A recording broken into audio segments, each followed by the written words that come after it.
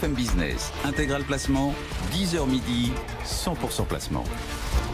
Jean-François Filiatre, comme chaque jeudi. Bonjour Jean-François. Bonjour Cédric. Pour Marché Gagnant, votre sujet cette semaine. Je vais vous dire, j'adore les Français, les champions du monde de la leçon de morale, qui veulent appliquer aux autres des règles qu'ils veulent pas, qu'ils refusent pour eux-mêmes. Alors qu'est-ce qu'on ne cesse d'entendre depuis la crise de 2008, que notre monde vit à crédit. Le monde, il a été à deux doigts de partir en vrille à cause de la crise des subprimes, et on n'a donc pas d'autre solution que de faire la chasse au crédit, à l'endettement. L'État est trop endetté, eh bien il faut privatiser pour lui trouver du cash, il faut réduire les déficits. Bref, le crédit, c'est comme l'alcool, c'est pas bien quand on abuse.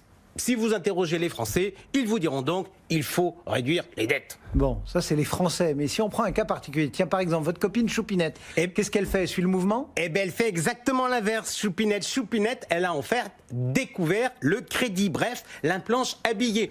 En 2008, le poids des dettes des ménages français s'établissait à 46% du produit intérieur brut. L'an dernier, selon les derniers chiffres qui ont été publiés par la Banque de France, ce pourcentage était monté à 60%. Avouez, passer de 46 à 60%, ça fait quand même une jolie petite hausse. Bon, et on est atypique en Europe, vraiment?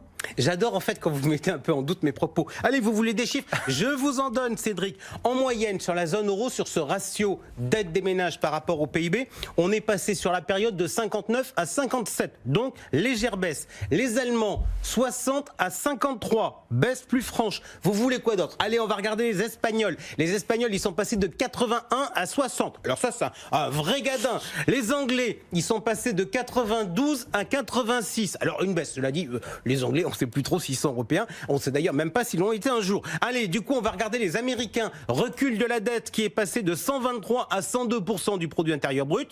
Là encore, forte baisse. Heureusement, on a nos amis italiens. Eux, ils ont vu la part de leur dette légèrement progresser. Elle est passée de 38 à 41%. Mais franchement, 41%, quand nous, on est à 60%. Ouais. Franchement, c'est des petits joueurs, les compatriotes de Buffon. Nous, je peux vous le dire, Cédric, on n'est pas prêt de gagner la Champions League, mais pour la Credit League, là, on a une vraie dynamique. Bon, cette explosion du crédit, à quoi est-elle due? Alors, en fait, le crédit au ménage se décompose de deux types de financement, à l'image qui est d'ailleurs très différente. C'est un peu comme le cholestérol, en fait. D'un côté, vous avez les crédits à la consommation. Alors, aujourd'hui, les crédits à la consommation, ils pèsent 200 milliards. Juste comme ça, pour avoir une idée, c'est 2 fois plus qu'en 2000.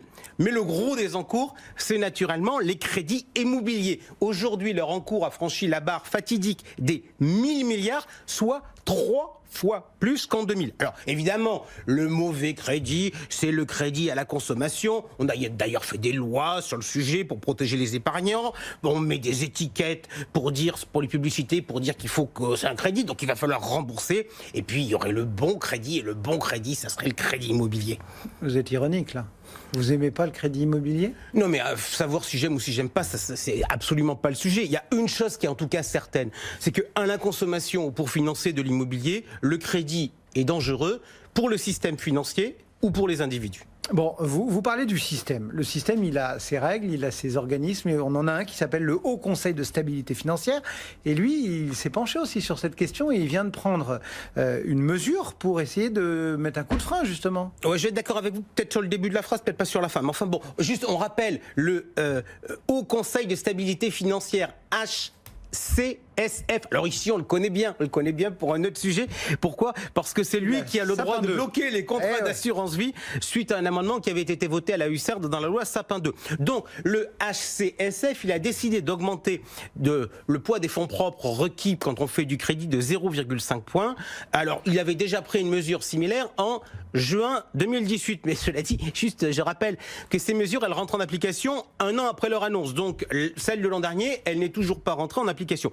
En fait, cet excédent de fonds propres, il sert à quoi? Il sert en fait à alimenter ce que l'on appelle un coussin contracyclique. Alors, vous voyez, en fait, ce que le Haut Conseil de stabilité financière est en train de faire, c'est d'essayer de se donner des cartouches pour pouvoir agir en cas de crise. Bref, il fait ce que Mario Draghi n'a pas réussi à faire, on espérait que Mario Draghi soit capable de remonter ses taux pour pouvoir les baisser en cas de crise. Il n'a pas été capable de les remonter. Donc, le HCSF, il gonfle le coussin pour avoir des marges de manœuvre en cas de crise, et il pourra à ce moment-là le dégonfler pour permettre aux banques de prêter alors que l'environnement est adverse. Et là d'ailleurs c'est marrant parce que dans son communiqué de presse, il nous a dit que s'il dégonfle le coussin, l'effet sera immédiat. Ah d'accord, là il n'y aura pas un an de latence. Non, tout...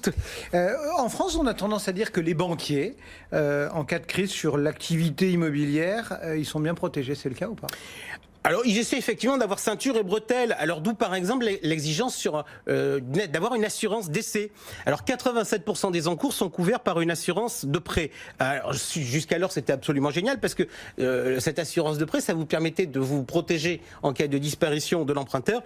Et puis aussi, ça vous permettait gentiment de surfacturer le client et d'accroître votre marge, puisque, je le rappelle, ces produits étaient dégagés de forts bénéfices qui restaient dans la poche de l'assureur au lieu d'être distribués. Donc je rappelle qu'aujourd'hui, on a la possibilité d'opter pour une délégation d'assurance, histoire de faire baisser le coût de son crédit. Bon, ça, c'est ce qu'on appelle l'amendement Bourquin, c'est ça ? Exactement.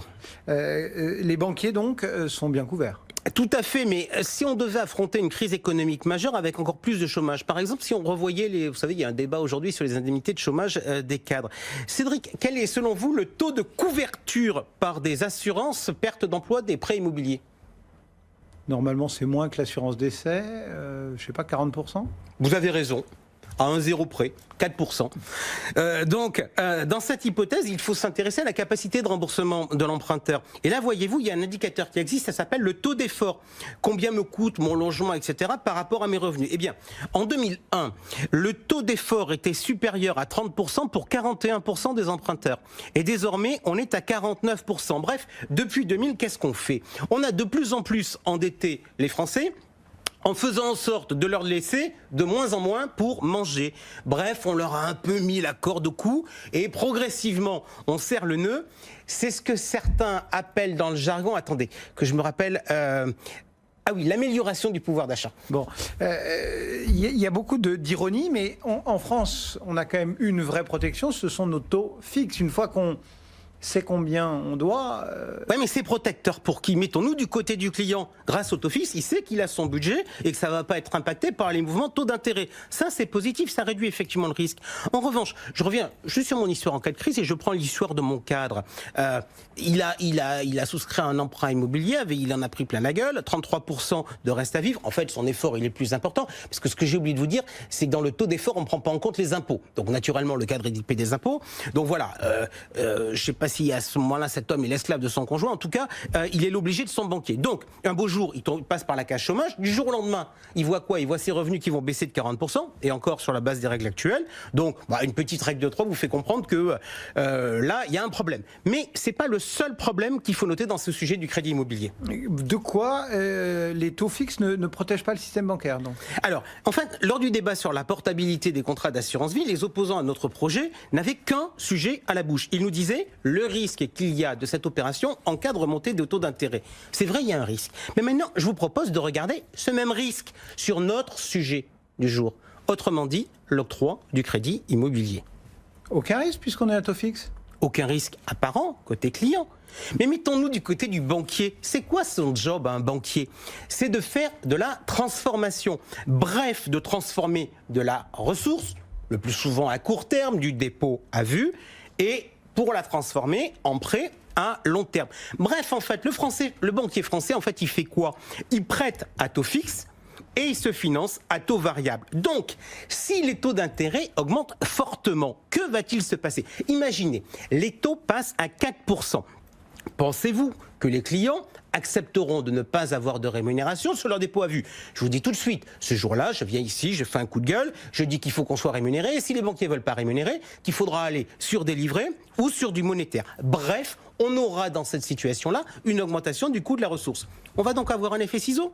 D'un côté, on va avoir un taux qui est payé par le client qui est fixe et faible, et d'un autre côté, la ressource qui augmente. Bref, le risque, il ne vient pas de la défaillance des emprunteurs, mais de l'inadaptation économique du système. Donc ça veut dire qu'en cas de hausse des taux, on met le crédit immobilier au même niveau que l'assurance vie, et on a un risque d'explosion du système. Tout à fait. Et c'est d'ailleurs assez rigolo de voir à quel point le système français sur ces deux sujets est très efficace dans un environnement, celui des baisses des taux d'intérêt, et très dangereux dans le système inverse. Cela dit, évoquer tout ça, c'est politiquement très incorrect. Pourquoi ? Parce que la flambée du crédit immobilier, elle a d'énormes avantages en termes de business. Ça permet aux banques de séduire de nouveaux clients, ça permet de faire monter les prix, ça permet d'accroître le nombre de transactions. Bref, c'est du chiffre d'affaires pour les courtiers, les banquiers, les notaires, les agences immobilières et en plus des recettes fiscales pour l'État. Bref, on fonce peut-être dans le mur, mais on le fait dans la joie et la bonne humeur. Le coup de la portière